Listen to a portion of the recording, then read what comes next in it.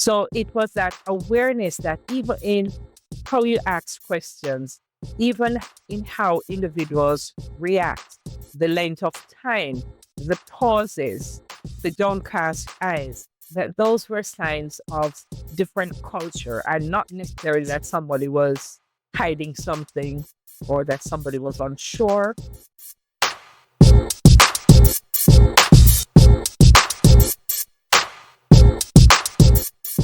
Welcome to another episode of Innovation Insights, where we dive deep into the minds shaping the future of industries through innovation, creativity, and groundbreaking research.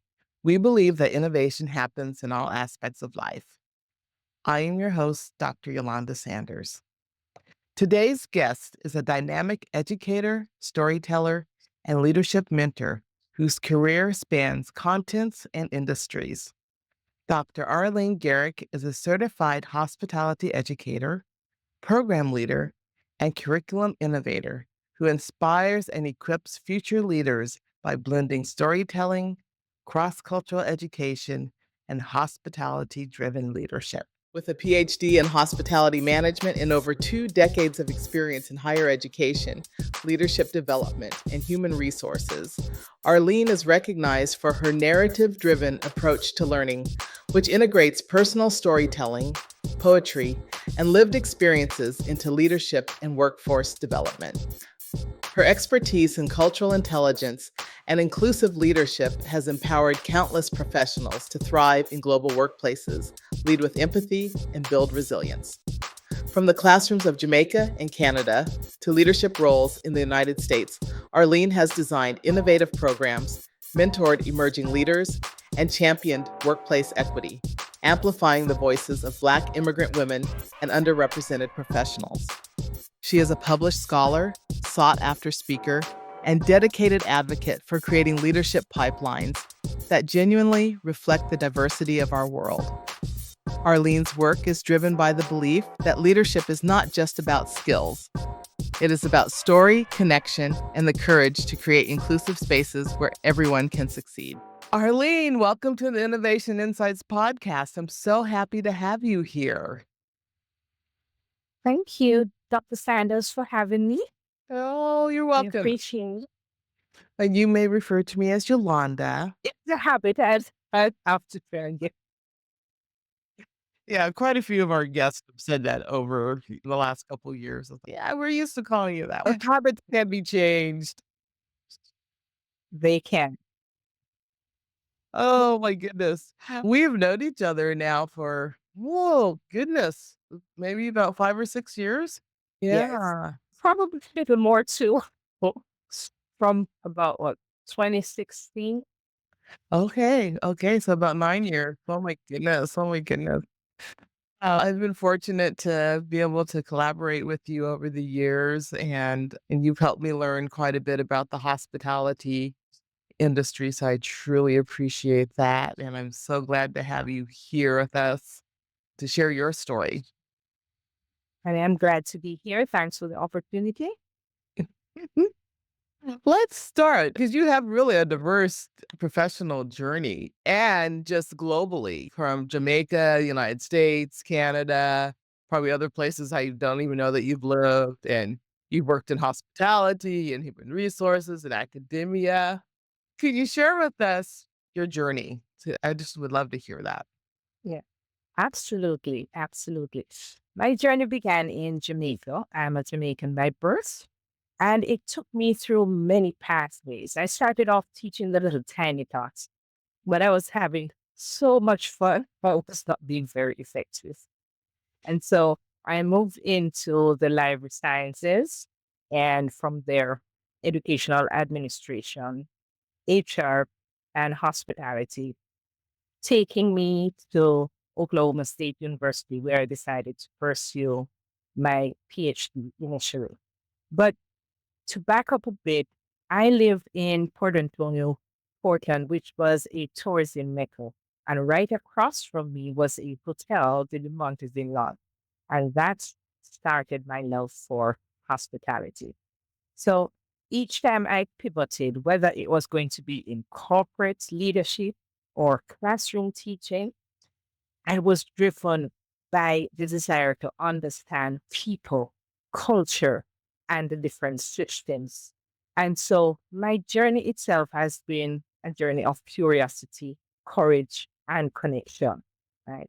Every step of the way has led me to where I am, how I view and interact with people, and how I teach.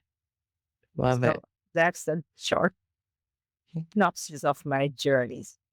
I want to go back because you mentioned that you lived across the street from a hotel. What was it about that hotel that drew you into the hospitality? You mentioned people, but was there something else that just drew you into the whole Ye- field of hospitality? Yes, the hotel was one of those older type of housing, what you call colonial looking hotel.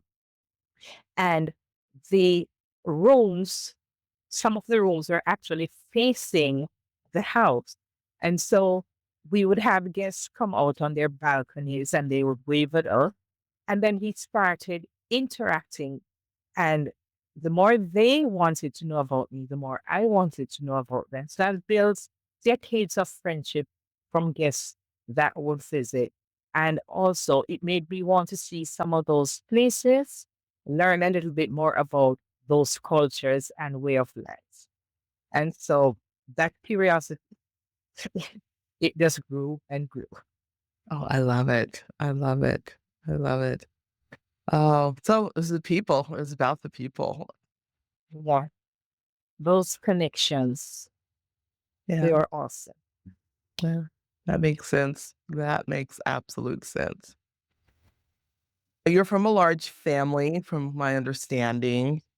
What values did your mom bring to you that really instilled your approach to leadership and mentorship? Because I've watched you mentor students and you're excellent at it. And we have some really great student fans out there. Mm. Yes, you're correct. I'm from a large Jamaican family, 5 girls, 5 boys. I'm number 4. Wow. And so growing up in such a large family, it taught me resilience, it taught me resourcefulness, and of course, the power of shared responsibility. Now, in my family, leadership wasn't about titles, it was about showing up for each other. My mom was a quiet force. She led with grace and grit and modeled service, dignity, and an unwavering strength. So her values are what has shaped me today as a mentor, looking at others and how I can be empathetic, right? She says that whenever we are moving upward, we should always remember to be kind and caring to those that are below. Because she said the upward climb is very slow. However, the descent is very fast. And some of those people, if we weren't treating them kindly, we're going to pass them on the way down.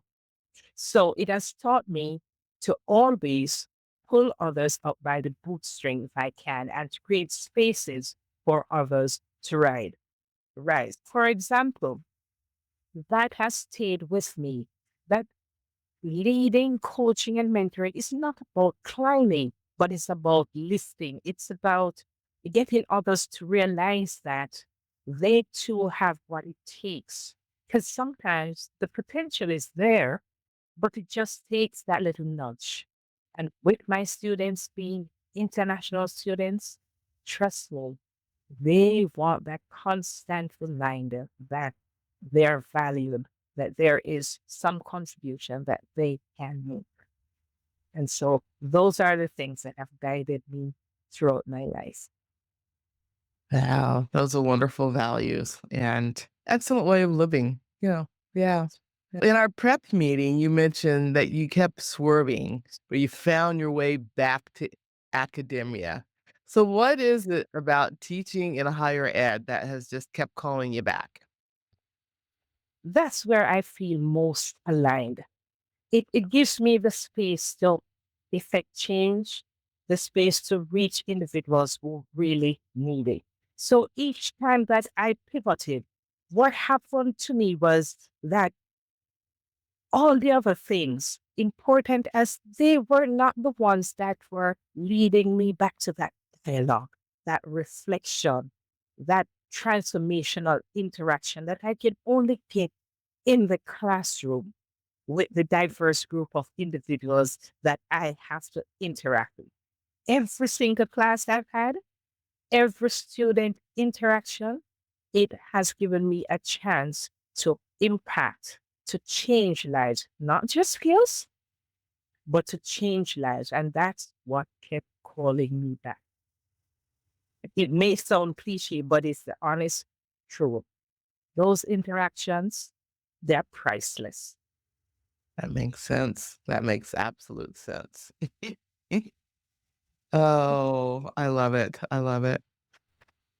Your work really blends hospitality leadership, cultural intelligence, and empathy. And it's really interesting because empathy is a theme that has arisen among many of our guests on this podcast. Our focus is innovation.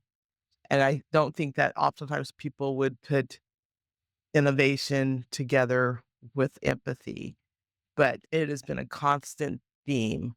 So, how do you feel those three elements work together and possibly innovation too? So, maybe these four elements, how did they create a more inclusive leadership space and opportunities for people?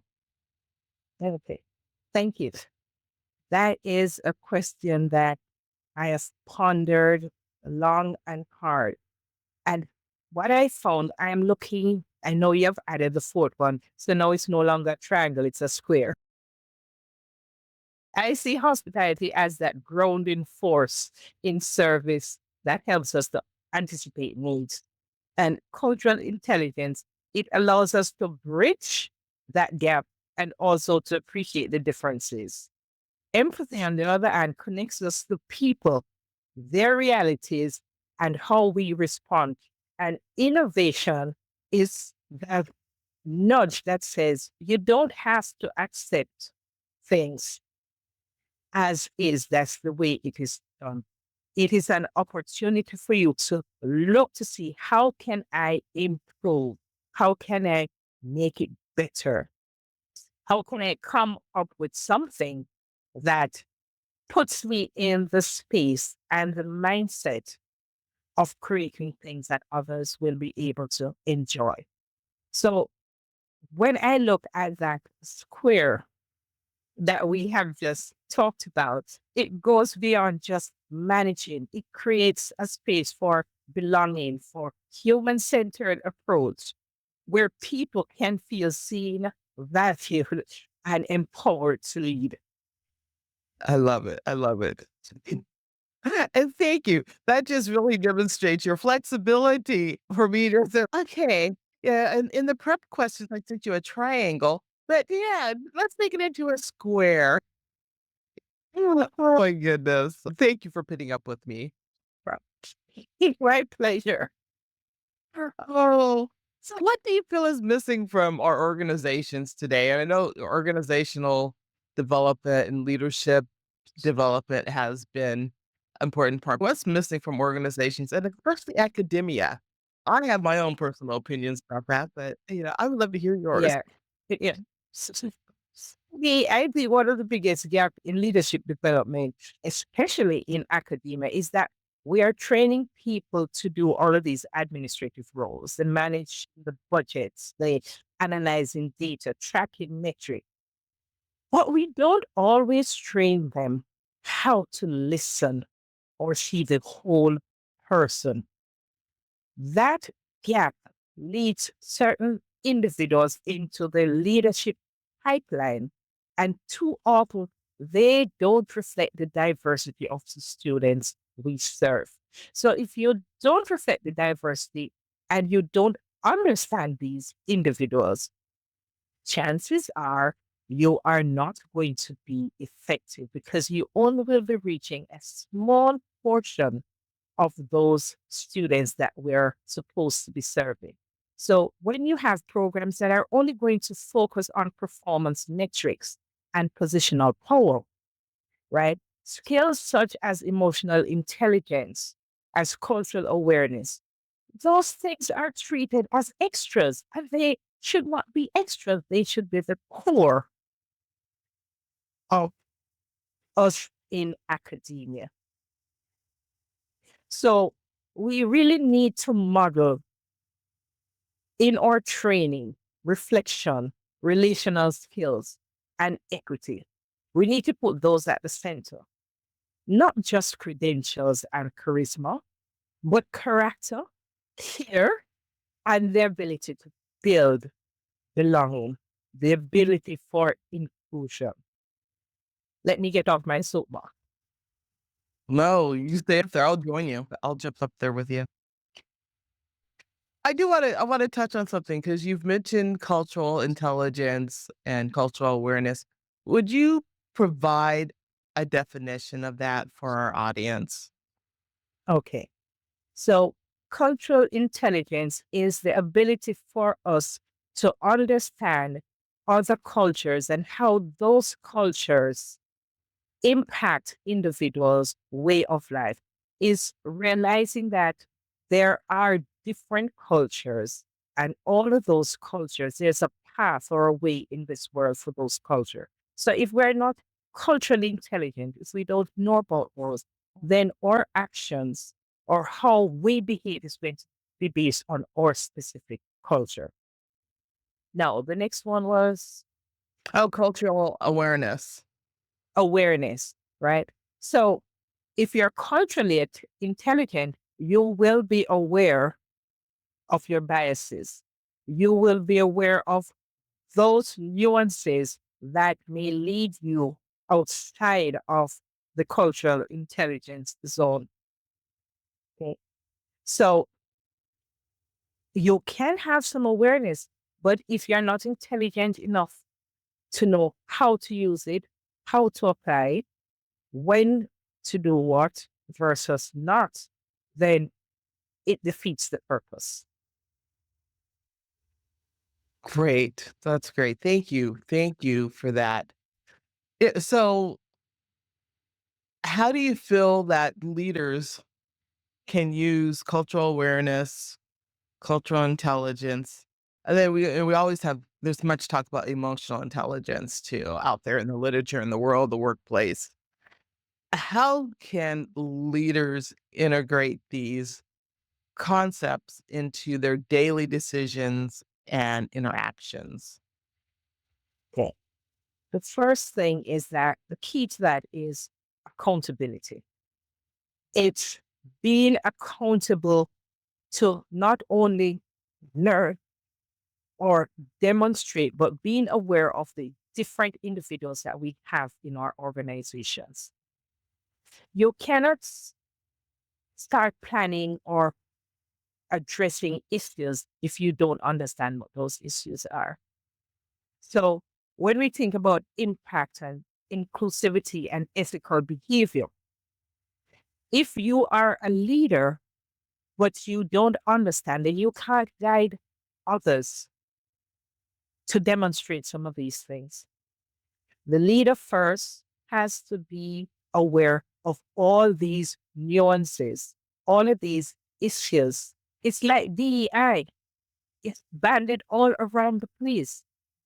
But how many individuals really understand what it is about? How many individuals really understand what it takes to get it started and effective within an organization? It's not just a band aid. Okay, I have this DI unit or department. What exactly does that mean? How does it help? So, they can, through self awareness, leaders can reflect on their own biases. They need to make a habit of seeking not only their perspectives, but diverse perspectives. Because cultural awareness isn't a checkbox, it's something that you go for training only once, right? It is a practice, it is a part of our everyday lives. Look, are you not Yes. laughing? No, I'm laughing because I've been in so many organizations like, okay, do your yearly awareness of this training. What's this? Okay. Now we're good. We got that check mark off, and everyone's going to play nice now. Emotional intelligence helps leaders to respond thoughtfully. As I said, it's we're not really aware if we don't understand. Then what we're going to do is react, being aware culturally, leading emotionally, being involved.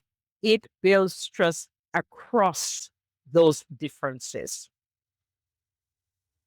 I agree. I agree. And I feel as leaders, like you said, they need to take that training. I remember when I became a department chair in an academic unit, there was a training on campus for multi-generational workplaces. I hopped and skipped over there and took that training because I knew that my main office was going to have individuals from 18 years old to 60 years old in this one work environment trying to navigate working and each other. And so I felt like I need some tools. And yeah, I did the training that I kept reading and kept trying to learn how to make sure that work environment was going to be conducive to, what I 3, 4 generations all in one space. Oh, yeah. And you were in and out of that space at times. But you know that it was yeah, so thank you. Thank you for that. And yeah, call out to leaders. Don't think you know it all. Go get some training Yeah. and continue to. I'm passionate about that. And that was one of the reasons why my dissertation was looking at those differences and how we can navigate the environment within which we are to address some of those differences. It's not a one size fits all. It's not a box.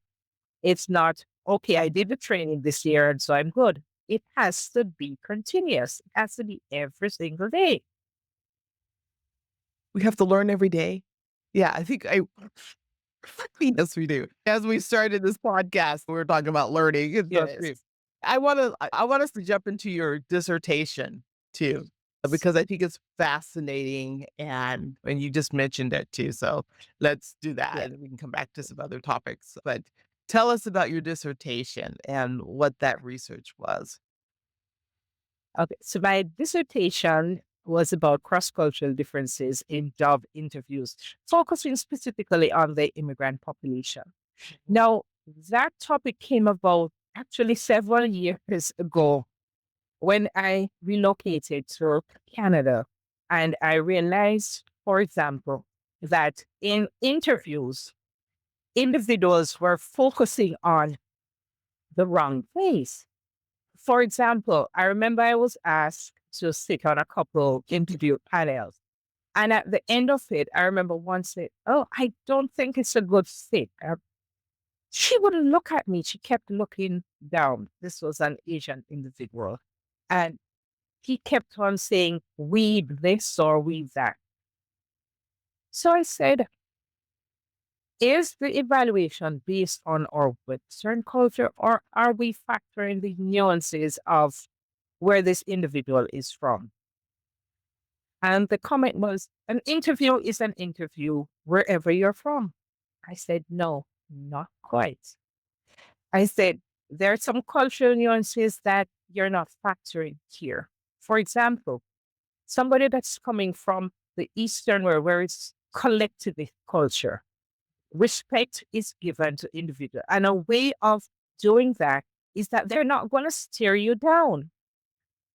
Okay. I said they're team based. And so nobody takes credit for an individual task if they're part of a team. So because of the culture, she will say we, because the focus is on teamwork. When I was at Oklahoma, there's a nice little young lady. Each time she saw me or just passing, she would bow and she said, "Miss Arlene." Yeah. But we were both students. So I remember asking her, I said, "You don't have to do that." She says, "It's their culture." Closer to home at Iowa State, I have colleagues who, because of their culture, will never call me by my first name, right? I have a colleague, each time she sees me, she says, "Yes, ma? No, ma." And I said, say Arlene, but it's hard. It's like your eyes. It's going to take me a good little while to be able to address you by your first name. So this is what spearheaded that particular dissertation. And I found within that dissertation that there are some people who thought they weren't biased, but it turned out that they weren't even aware that they were. As a case in point, one of the participants says, I'm not biased. I do training. We have annual training that we do.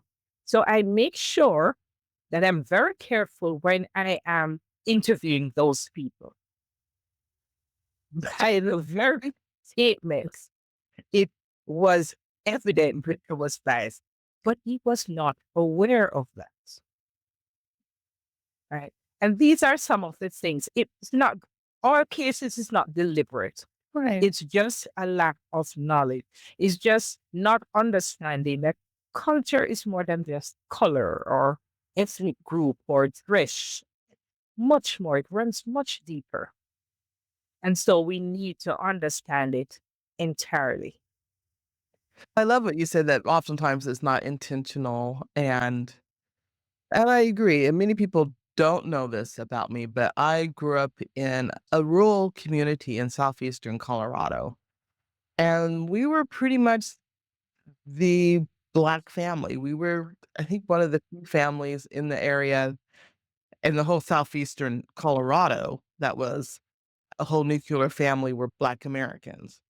And and so there were a lot of challenges, and one thing that my parents always said was, "Part of your role in life is to help educate people." And so thank you for that, and as you said about the managers not realizing, yeah, we all have biases. I have biases. I prefer one thing over another, and we come to that, but we have to recognize it as we're working. I like that you focus also on the immigrant population because sometimes that is something we don't talk about. There's some talk politically in the United States about immigrants and the borders, but there's not a lot of discussion about how immigrants are welcomed into environments, work environments, academic environments. I know that there's some programming and things that's supposed to help, but I witnessed some not great welcoming environments for immigrants. Yeah, how did your could you just dig a little bit deeper into your research and managers and what was surprising outside of some people not realizing that if they had bias? So another surprising thing that I found out was that the cultural awareness that people thought they had was really not there. So in the interviews, that came out in how questions were asked and the expectation of the answers that they would get. So it was okay, these are standard questions. And in my mind, these are answers that I should be getting. And so what that did is that a lot of good candidates I found were overlooked because it was perceived that they weren't the right fit. The answer that they gave or how they responded to certain things was not in keeping with the expectations because they were being guided by corporate guidelines. And so a checklist was provided. And so the questions were based on that. And the expectations were that certain answers were accepted over others. So it was that awareness that even in how you ask questions, even in how individuals react, the length of time, the pauses, the downcast eyes, that those were signs of different culture and not necessarily that somebody was hiding something or that somebody was unsure. It was just their culture that was being reflected throughout the interview. So those were some of the things that came across. Some were subtle, some were a little bit easier to spot. But as I continued with questioning, it became apparent that things were being done, but how effective, for example, were some of those training? What evaluation methods, which I found there was no check and balance. I said, how do you determine that it was effective? So 1 year, there was the training, there was no evaluation in between. And then the next year, you do another training, but you don't have any idea of how the previous training had impacted those individuals. So, Mark, yeah. Let's just, we got it yes, done. Check it off and move on to the next. yes, Yeah. yes. Yeah. Interesting. Those were some of the things. And it was hard to, as we say in research bracket, to keep yourself out of it, given that I'm on both sides. I was at one point an immigrant. I was an employee as well. And then I also was on the other side where I was doing some of those or in consultation with others. And so for me, that was a challenge. Just Uh, look at it objectively and listen to others. okay. I'm gonna get up on my soapbox about a couple of things here because I do have a background in working with qualitative data, and I have been trained by some excellent individuals in that area and have had some students, former graduate students, things do some excellent work in that area. It's an advantage. It's an absolute advantage, and the word objective sometimes is used with working with qualitative data, but you really shouldn't be. That is an absolute advantage, what you brought to that topic. And at some point, too, I would love for us to talk more, and this can be outside of this podcast, about your findings. And to the audience, I was on our dissertation committee, so I read it in detail.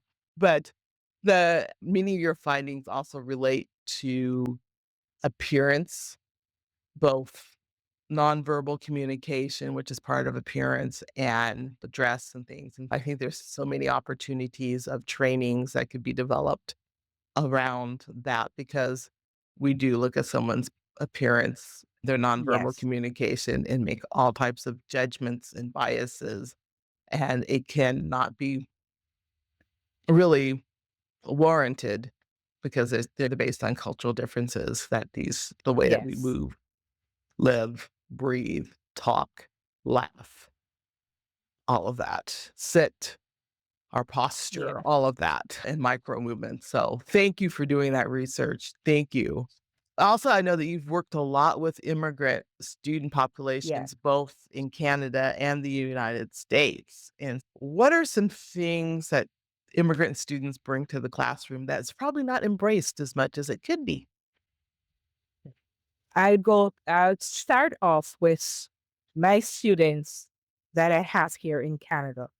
About 95% of my students are from India. The rest is made up of those from Africa, various areas, mainly Nigeria. Then I have Philippines, I have China. So I have a diverse group of students.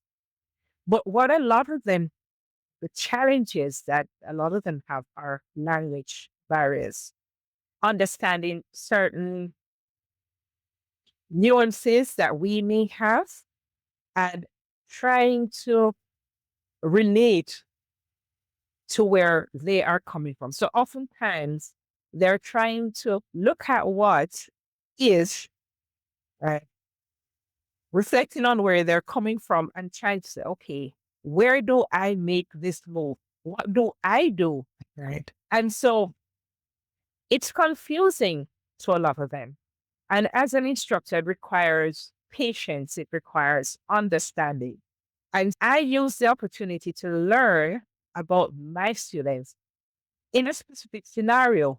What would you do? Example, in your classes in India, what are the expectations? So they say to me, we're expected to sit and listen and take notes. So I said, what about questioning? And they said, oh no. So then I started understanding why when I asked questions, I wouldn't get a response because it was unusual for them to have instructors asking for their opinions. I learned they did a particular head movement that all the time I didn't realize that they were communicating with me that yes, they understood, right? But they would not verbalize it. It wasn't until one class I decided, okay, we're pausing for a moment. I said, I was seated where you were a couple of years ago. Like you, I was an immigrant. This is a poetry piece that I wrote when I just came. It's called I'm an Immigrant. And I read it for them. All of a sudden, voices that I never heard, I was hearing for the first time. Everybody started communicating. I started learning about the different areas, the different caste system, what was expected in school, what they missed, the different foods. It became a cultural communicating, connecting. It was awesome. It just took me realizing that I had to find something to help them to understand that I too was an immigrant and I can connect with them. I understand their challenges, the uncertainties of being in a new country, a new environment, the struggles with the language, right? Missing family and friends. Yeah.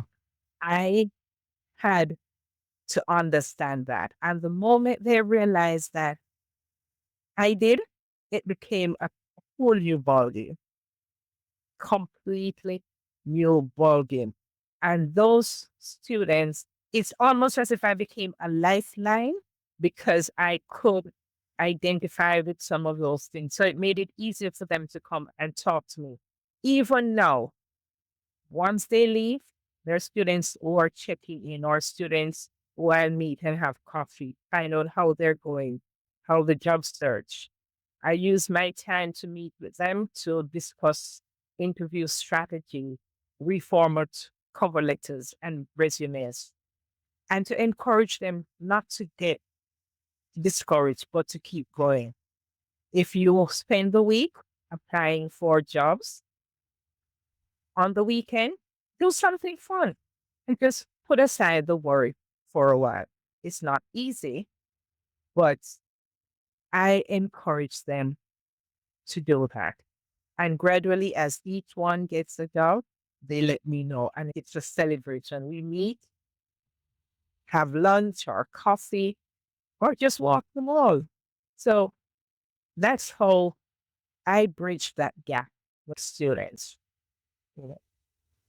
Oh, thank you. Thank you. Also, what advice would you have to faculty or teachers that have immigrant students and in really embracing because it is a gift actually to have immigrant students in your classroom. And what are some of the unique experiences that happen by having immigrant students within your classrooms? So for me, I was able to navigate the terrains of India and the different areas without even leaving the classroom, without even boarding an aircraft. I have learned not only to wear the sari, but I'm learning how to correctly put it on. I have become aunt, grandmother. I have grandchildren because I have students who have had children. I have become aunt. It's something that has taken me from this point, as the song says, taken me from crayons to grade school. It has taken me from one culture to several cultures. It's being open, it's being receptive, it's exercising your emotional intelligence, showing empathy. I had a student from China, a brilliant young lady, but then I found there was this struggle. So I said to her, tell me what's happening. How can I help you? She said the instructions, she has to translate it in her language. Then once she's translated so she can understand, then she has to translate it back so she can do the assignment. So we sat down and I said, if the instructions were in your language, do you think that will eliminate one of the steps? And she said, yes. She said, but you don't know how to speak my language. I said, I don't know, but there are several translation software that can help. And so I literally translated the instructions specifically for her in her language. Love it. And sent it to her so she could do the assignment. That day when she came to class, it's the biggest smile that I saw. It did something. I felt lifted up. I felt energized. Was it easy? Did it take a little bit more time? Yes, it did. But the outcome to me was the value that no amount of teaching or reward, tangible rewards could have given me. That. So it's to other instructors is just being a little bit more patient. That extra 5 minutes, it need not be a paid 5 minutes in monetary rewards, but in terms of that satisfaction, in terms of knowing that you contributed to that mile, contributed to that person moving from a C to an A, it's priceless. Absolutely priceless. That's an excellent story. Thank you for sharing that and the impact of taking some time just to go a little bit further and the impact that makes. Just a little research, just a little human connection. Because in this world, connection, whether we believe it or not, it's vital. Right? It's important. It builds trust. People will turn up, people will show up if they know that you genuinely care about them. They will. Nobody walks away from somebody who is caring, somebody who shows value, respect. Nobody does that. Yeah. Yeah. Oh. You've mentioned your poetry and how you've used that in class. Talk to us a little bit more about storytelling and poetry and how you've integrated those into your leadership and teaching tools.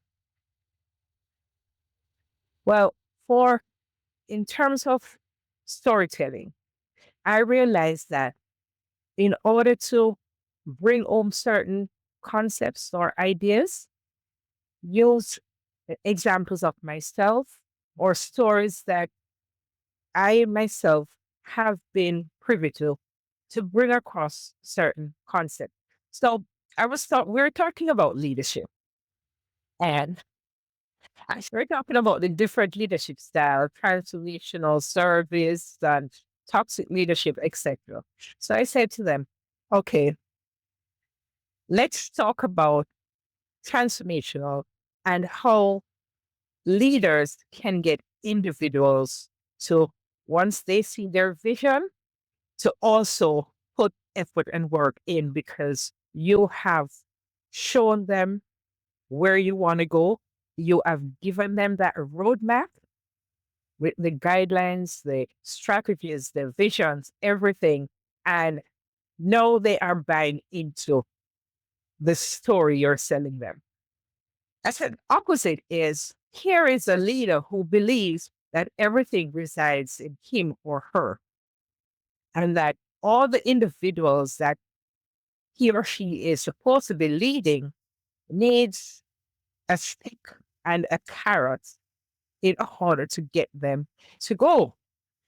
I said, in such an organization, what you're going to find is that there's going to be more resistance when you're in an organization where the environment is completely toxic. I said, I know first because I was in such an environment. I said, after several years of trying to be that employee who was the buffer, I got so worn down that I decided enough was enough. I said, this thing can it destroys your confidence, it destroys your wherewithal, it destroys you as an individual. It impacts your performance, your productivity, your professionalism if you allow it to. And so, one of the things I want these students to know is that there's nothing wrong in sharing your experience once it is aligned with the concept that is being taught. They say, Miss, we understand better when you use examples because we can actually follow the storyline. Now, when I use poetry, they have a concept like performance and talent management. And we're looking at the different cultural components of performance and talent management and what we need to do. What are some of the factors that need to be considered when you're moving from one culture to the other? So I said to them, don't try to memorize those factors. I want you to understand them.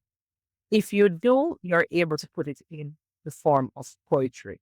So put yourself in the position of that HR manager coming from India to Canada, and you now have to do some adjustment in your overall performance management strategy. So put that, whether it's poetry or song, whatever you feel comfortable doing, I want you to do it. Now, all of these students, there's scaffolding before, in that before we get to that point, there are examples. They get to practice. Okay. I will say, okay, who is going to be my poet or who's going to be my songwriter? Do we need a beat? So, of course, everybody gets into that, or they say, oh, this one can sing, or this one is a good poet. And so they have that scaffolding. They also have the metrics, the rubrics, so they know how they will be evaluated. And on the day of, oh, I get some beautiful poems.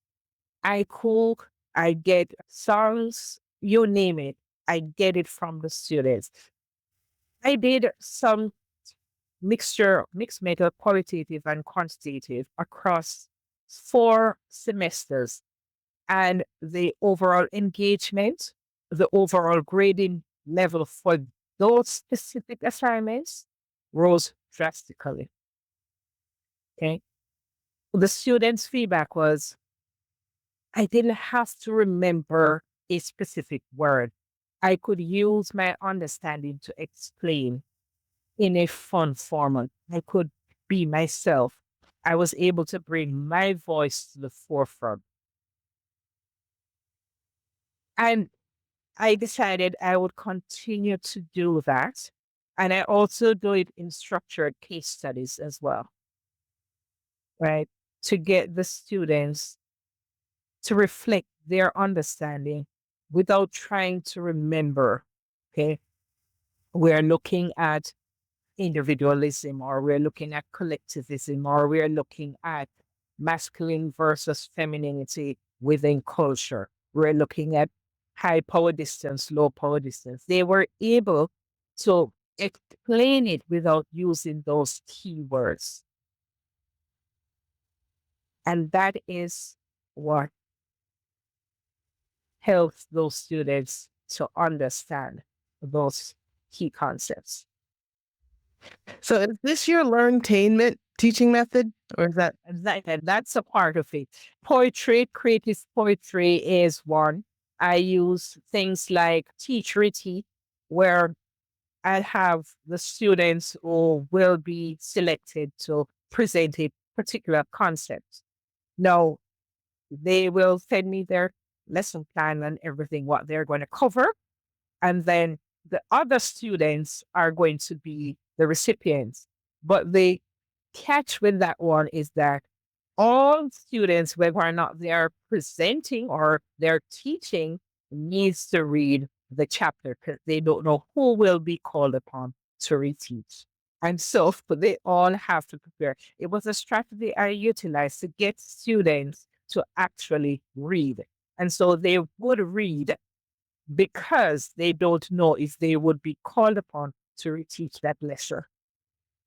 So I did a lot from musical chairs to poetry, Teach-Reteach, to simple game as Jeopardy. I would create a Jeopardy show. I would do things like musical chairs where we'd have music and the person who doesn't have a chair, okay, you have to give me the definition of performance and talent management, right? And explain why it's important to address the different elements to make it culture specific. I love it. Love it. So it's whatever I can use to help those individuals to understand a concept and feel comfortable in expressing themselves within the classroom.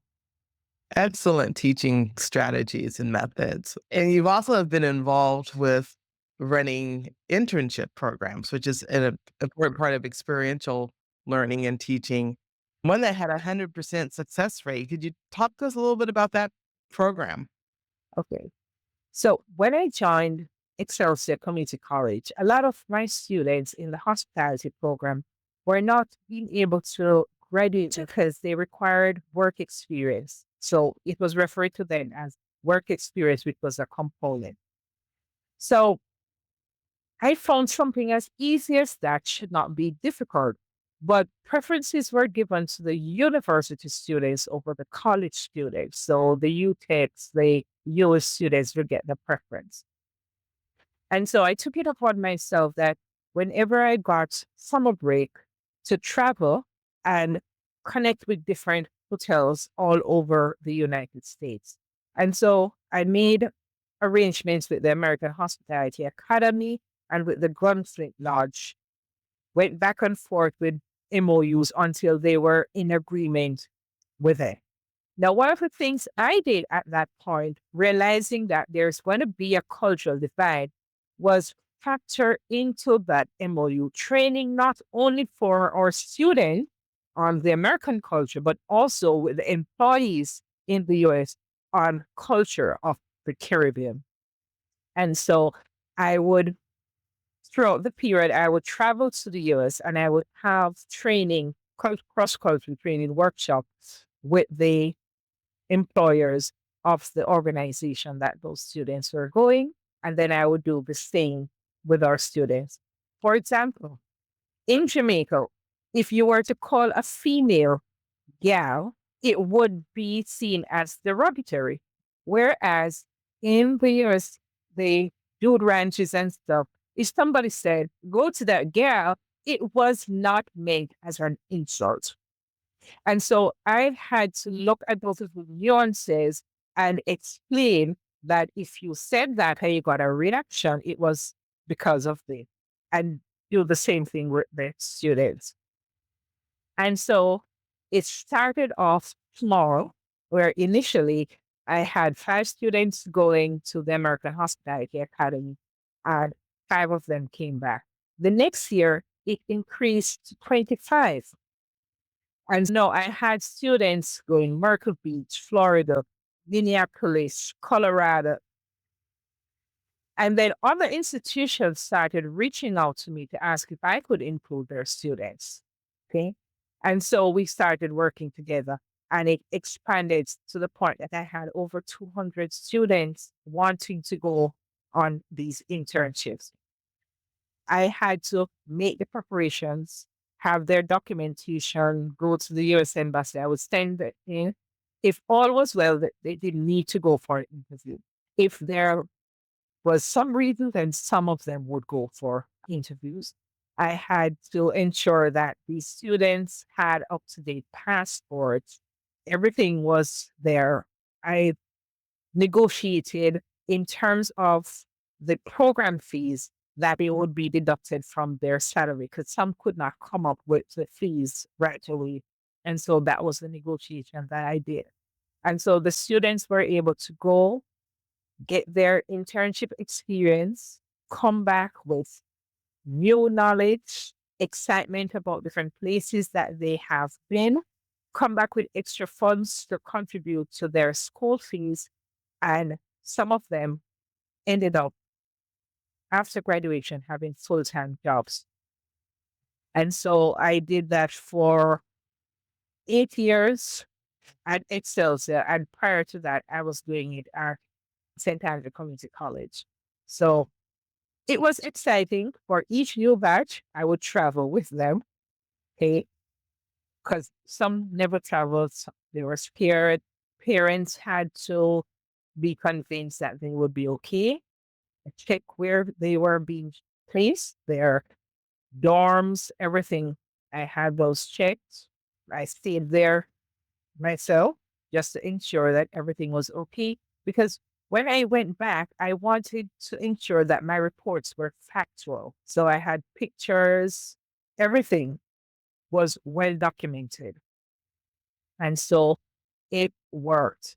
I had so many people wanting to go on those internships and the experience. One of the things they had to do was a report about their experience, strengths, weaknesses, and that helped me to not only improve, but give others an idea of what it was like for them. What an amazing program. So impactful. Congratulations on that. And And wow. Oh, my goodness. A lot of travel for you too. My goodness. oh, yes, because each summer I would go and check. I went from one end of the US to the next to check on the students. So I had to do visits, regular visits, check if there were any issues. I would meet, we would have a discussion, we'd address it. One of my most challenging was coming back from a visit from Hilton Island, I think in North, is that North or South Carolina? What? And just as I came off that flight, I went straight into a conference we're having. My kit and everything was still there. And then somebody came, they were looking for me. There was a call. I got a call to say that one of my students was dead. She got killed in Oh no. one of those scooter looking things they were going, and they were hit by a drunk drive. Oh, And so I had to just get on a flight and head back and was there for all the other students and got as much information that I could because I know the family would have wanted the yeah. information. But that for me was one of the most challenging experience that I had because here was somebody who for the first time traveled, was excited about the experience, went out with friends after a week of work and was coming back and they were hit off a moped on the road and both individuals died. Oh, I'm so sorry to hear that. So sorry to hear that. But that was a challenge. But apart from that, it was a wonderful experience. I got to visit students all over. There were some places that they were like, after driving for miles, I said, okay, I wonder if I missed somewhere. But they were dual ranches that were way off and the students enjoyed it. Horseback riding, you name it. They were engaged in so many things and they got an opportunity to share their culture because one organization allowed them to set up a little booth to do hair braiding because people wanted to The visitors wanted to have their hair braid. They will celebrate their independence. I would go there and they would be fully integrated. I think at the Gunflint Lodge, one of the activities that remains on their books is the Jamaican independence celebration. So that was awesome experience for myself and the students. Yeah, amazing, amazing. Oh my goodness. I want to touch on another experience that you've had too with the 2007 Cricket World Cup. So you trained 2,000 volunteers. Yes. Tell us about that experience. Oh my goodness. So that was a case of me wondering whether or not I was biting off a bit more than I could chew. But it was focusing on looking at our local individuals who were so excited to participate in this event. We were dealing with individuals coming from different countries that focus on cricket, from India, England, all over. And my task was to focus on customer service training, how to interact with these guests and their families that were coming. What were some of the do's? What were some of the don'ts as it relates to communication, dress, approach, all of that. And so I did an outline program and I sent it in. It was accepted. And I was responsible now for training people who were not only at the time more educated than myself, as in Jamaica would say, the big shots, the lawyers, the doctors, those people. So it was a bit daunting, but at the same time, I decided I was going to push myself and I was just going to approach it as I would a classroom. And so I turned up for the first one at the hotel that they were having it and looking at all of these people. And I'm saying, okay, no time to choke here. You have to present. So I went ahead and I did it, started asking people to participate. And so that went well. And then I moved to the next one, the stadium in Filani, because we had different areas that we had to prepare people for. So in addition to training, I was also the facilitator for those within the hospitality industry. So you had individuals who were staying at hotels. So we had to ensure that they arrived, they were checked in properly, the rooms were okay. We would have met some of them on the aircraft with all the immigration documents, had it completed and taken in, and then they were allowed to come off as a group. And then, of course, having the motorcade that would take us to the hotel was exciting. You're on the bus. And of course, the kid in me enjoyed that.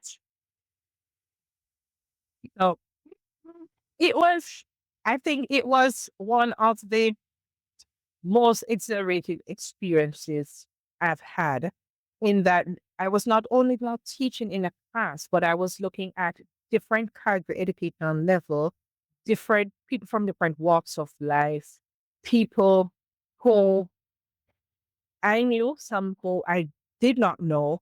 And here I was presenting a training session for people who had different learning styles and to figure out what was the best way of doing it that I could reach everybody. Right. Yeah. Yeah. That, as I said, I don't know if I would do it now. Again, when you're young and you think you're invincible, that you can do all things, you take up challenges like that. And, and I did that all. So Well, kudos to you for taking up that challenge. it was good. Oh, and so you're also working on a book, from my understanding. Yes. So I worked on a book. I started before my studies. In between breaks, I would start writing stuff. So initially, I wanted it to be a novel. But then I also do poetry. So I kept on getting requests. Why not do a book? Why not do a book? And so when I completed my dissertation, I felt as if I should be writing, having written for so long. And I was at odds and didn't know what to do with myself. And then I started looking at the poetry pieces. We have a group on Facebook called April Poets. And so a group of us would all write poems, sometimes in response to others, like a poetry slam. And so kept on, now that you're finished, you need to do the book. But when I started it, I realized those poems were poems that got me through some of the darkest times. And so I wanted to do just more than poems. I wanted to do a little explanation, a little introduction to the poem and what it meant. And I realized that the more I started to do it, it became a catharsis. There were things that I wasn't even aware that I was holding on to. There were things that I wasn't even aware impacted me. But as I started writing and I started giving the explanation, it was like a weight just lifted off. I began to feel lighter. I realized that these weren't deficiencies I had, right? And why not share them? These were enlightening. They enlightened me. And so perhaps they can enlighten others. And so I continued the process until I reached at a certain point and I decided, okay, let me see if I can do a self publication, just to test the waters, which I did. I actually, before I published this, I remember sitting in the room prior to going inside the center for graduation. And I said to my supervisor, well, dissertation is done, but this is something that I've been working on. And I shared it with her just to get her feedback. And I remember when we were ready to go, she was saying, oh my gosh, I can't put this down. And so I sort of forgot about it. And then I went back one day and just finished editing and whatever and decided I was going to publish it. And then I started getting these reviews. I remember she saying, I don't know if I told you, but she said, I could not put it down. It was so raw and honest. Yeah, she said it was just a wonderful read.